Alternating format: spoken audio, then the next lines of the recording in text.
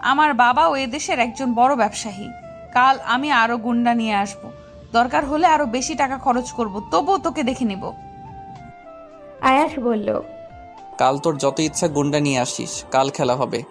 আমি পুরো ক্যাম্পাসের সামনে চিৎকার করে বললাম, কাল এই সাদিয়া যদি আমার 3 হাতের মধ্যে আসতে না পারে তাহলে আমি ওর পা ধরে ক্ষমা চাইব, আর ও যা করতে বলবে আমি তাই করব। আর যদি না পারে ও আমার পা ধরে ক্ষমা চাইবে এবং আমি যা বলবো তাই করবে। বল তুই রাজি আছিস? আয়াস সাদিয়াকে জিজ্ঞেস করলো। বল তুই রাজি আছিস? সাদিয়া বলল, ওকে, আমি রাজি। আমি শুধু তোর 3 হাতের মধ্যে আসবো না, তোকে মারও খাওয়াবো।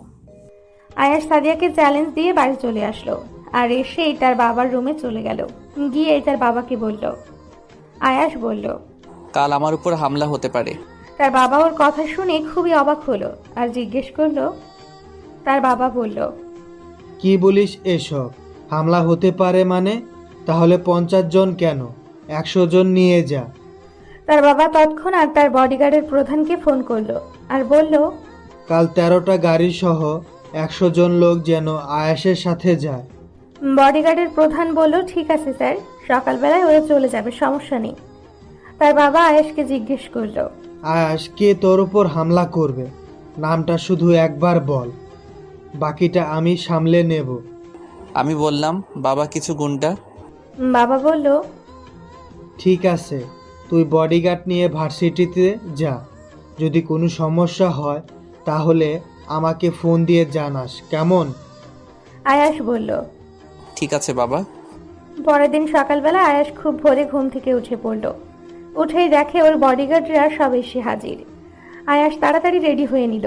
ও বাড়ি থেকে বেরোনোর একটু আগেই নাহিদ আয়াসকে ফোন দিয়েছিল আর ওকে জানালো সাদিয়া 30 জন গুন্ডা নিয়ে এসে তোর জন্য অপেক্ষা করছে, আর ওদের নাকি হাতে ধারালো অস্ত্র আছে।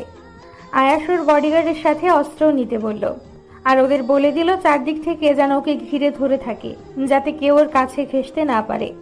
সবাইকে সব বুঝিয়ে আয়াস ভার্সিটির উদ্দেশ্যে বেরিয়ে পড়ল। কিছুক্ষণের মধ্যে আয়াস ভার্সিটিতে পৌঁছেও গেল। ভার্সিটির গেট দিয়ে একে একে 13টা গাড়ি ভেতরে ঢুকলো। সবাই এই দৃশ্য দেখে অবাক।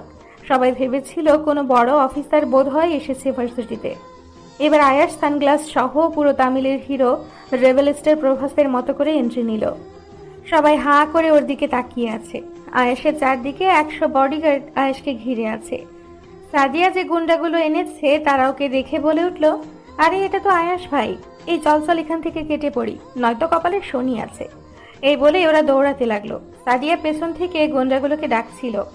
এবার আয়াস সানগ্লাসটা খুললো আর ওর একজন বডিগার্ড একটা চেয়ার এনে দিল। আয়াস তাতে বসলো আর হাত দিয়ে ইশারা করে সাদিয়াকে তার দিকে ডাকলো। সাদিয়া মাথা নিচু করে ওর দিকে আসতে থাকলো। সাদিয়াকে আয়াস হাতের ইশারায় ডাকলো আর বলল, এদিকে আস। সাদিয়া মাথাটা নিচু করে আস্তে আস্তে আয়েশের দিকে এগিয়ে আসতে থাকলো। ওর বডিগার্ডরা ওকে আসতে বাধা দিল। আয়াস ওর বডিগার্ডদের বলল, আসতে দাও ওকে, ও আমার পরিচিত। সাদিয়া ওর থেকে 4-5 হাত দূরে দাঁড়িয়ে আছে। এবার আয়াস বলল, কিরে, তোকে বলেছিলাম না তুই আজ আমার 3 হাতের মধ্যে আসতে পারবি না? তুই কি বলেছিলি? তুই বলেছিলি গুন্ডা এনে আমাকে তাদের হাতে মার খাওয়াবি, কিন্তু কোথায় তোর গুন্ডা?